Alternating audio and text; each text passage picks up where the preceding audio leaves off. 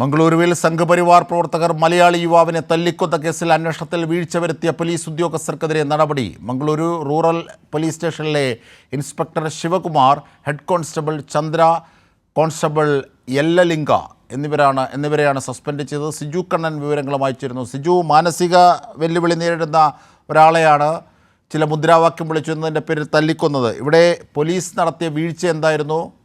എന്തൊക്കെയാണ് ഇപ്പോഴത്തെ നടപടി? അർജുൻഷാദ, മംഗളൂരുവിൽ മലയാളി യുവാവിനെ തല്ലിക്കൊന്ന കേസിൽ ആദ്യഘട്ടത്തിൽ പ്രതികളെ സംരക്ഷിക്കുന്നതിന് വേണ്ടിയുള്ള നീക്കം പോലീസിന്റെ ഭാഗത്തു നിന്നുണ്ടായി എന്ന തരത്തിൽ ആരോപണം ഉയർന്നിരുന്നു. അത് സ്ഥിരീകരിക്കുകയാണ് ഇപ്പോൾ 3 പോലീസ് ഉദ്യോഗസ്ഥർക്കെതിരെ നടപടിയെടുത്തിരിക്കുന്നു. യുവാവിനെ തല്ലിക്കൊന്ന കേസിൽ അന്വേഷണത്തിൽ വീഴ്ച വരുത്തിയെന്ന് കണ്ടെത്തിയാണ് നടപടി. മംഗളൂരു റൂറൽ പോലീസ് സ്റ്റേഷനിലെ inspector Shivakumar, head constable Chandra, constable Yallalinga എന്നിവരെയാണ് നിലവിൽ സസ്പെൻഡ് ചെയ്തത്. കമ്മീഷണർ അനുപം അഗർവാളാണ് നടപടിയെടുത്തത്. പ്രതികളെ രക്ഷിക്കാൻ പോലീസ് നീക്കം നടത്തുന്നതിനെതിരെ CPM ഉൾപ്പെടെയുള്ള സംഘടനകൾ ശക്തമായ പ്രതിഷേധം ആദ്യഘട്ടം മുതൽ ഉയർത്തിയിരുന്നു. ഞായറാഴ്ചയാണ് മാനസിക വെല്ലുവിളി നേരിടുന്ന വയനാട് പുൽപ്പള്ളി സ്വദേശി അഷറഫിനെ മർദ്ദിച്ച് കൊലപ്പെടുത്തിയത്. ഭദ്ര കല്ലൂട്ടി ക്ഷേത്രത്തിന് സമീപത്ത് വെച്ച് ക്രിക്കറ്റ് കളിക്കുകയായിരുന്ന സംഘമാണ് അഷറഫിനെ ആക്രമിച്ചത്.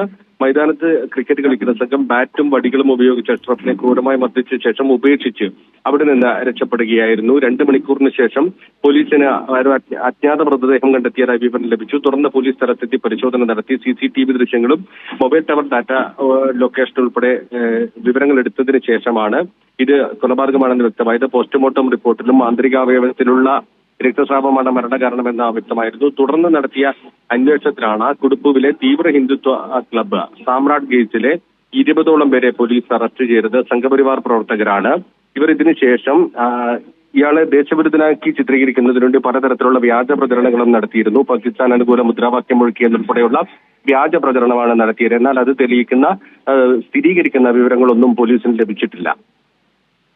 ശരി സിജു കണ്ണനാണ് വിവരങ്ങൾ വിശദാംശങ്ങൾ നൽകിയത്.